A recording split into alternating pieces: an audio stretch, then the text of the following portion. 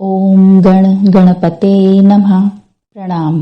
आज मैं आप सबके सामने पितृपक्ष में कही जाने वाली एक प्रचलित कथा के बारे में बता रही हूँ। जोगे और भोगे की कथा। ये कथा काफी प्रसिद्ध है, तो हम कथा को शुरू करते हैं। पितृपक्ष में सुनी जाने वाली जोगे और भोगे की पौराणिक कथा। जोगे और भोगे दो भाई थे। दोनों भाई अलग अलग रहते थे, लेकिन दोनों भाइयों में परस्पर बड़ा प्रेम था। जोगे की पत्नी को अपने धन का बहुत ही अभिमान था, किंतु भोगे की पत्नी बहुत सरल स्वभाव की थी। पितृपक्ष आने पर जोगे की पत्नी ने उससे पितरों का श्राद्ध करने के लिए कहा। जोगे इसे एक व्यर्थ का कार्य समझकर टालने की चेष्टा करने लगा, परंतु उसकी पत्नी उसको समझाती रही, यदि ऐसा नहीं करेंगे तो लोग बातें बनाएंगे। फिर उसे अपने मायके वालों को दावत पर बुलाने और अपनी शान दिखाने का ये एक उचित अवसर लगा। अतः वह बोली, आप शायद मेरी परेशानी की वजह से ऐसा कह रहे हैं, लेकिन मुझे इसमें कोई परेशानी नहीं होगी। मैं भोगे की पत्नी को बुला लूंगी और हम दोनों मिलकर सारा काम कर लेंगी। फिर उसने जोगे को अपने पीहर न्योता देने के लिए भेज दिया। शीघ्र ही दोपहर हो गई। जोगे और भोगे के पितर पृथ्वी पर आए।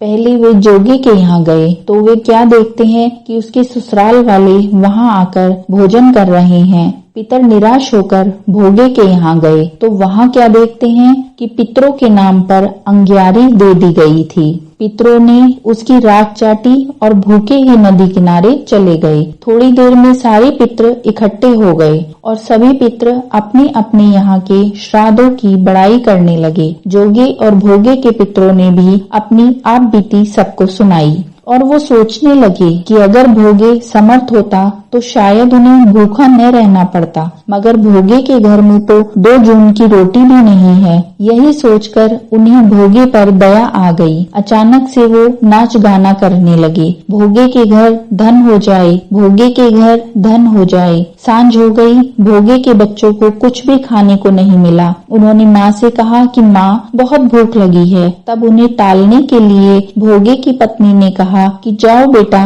आंगन में हौदी रखी हुई है और उसमें बहुत सारा सामान है, आपस में बांट लो। बच्चे दौड़े दौड़े आंगन में गए। हौदी खोली तो वो सब हैरान रह गए। हौदी मोहरों से भरी हुई थी। बच्चे दौड़े दौड़े अपनी माता के पास आए और माँ को सारी बात बताई। वह भी आंगन में आकर हौदी में मोहरे देखकर बहुत हैरान हुई। इस प्रकार भोगे भी धनवान हो गया, मगर धन पाकर वह घमंडी नहीं हुआ। दूसरे साल का जब पितृपक्ष आया, श्राद्ध के लिए उसने 56 प्रकार के भोजन बनाए। ब्राह्मणों को बुलाकर श्राद्ध किया, उन्हें भोजन कराया, ब्राह्मणों को दक्षिणा दी, जेठ जेठानियों को सोने चांदी के बर्तनों में भोजन कराया। इससे उसके पितर बहुत ज्यादा प्रसन्न हुए और तृप्त होकर गए। यदि आप गया, गोदावरी, प्रयाग में श्राद्ध नहीं कर सकते हैं तो घर पर ही सरल विधि से श्राद्ध करें। श्राद्ध के दिन सूर्योदय से दिन के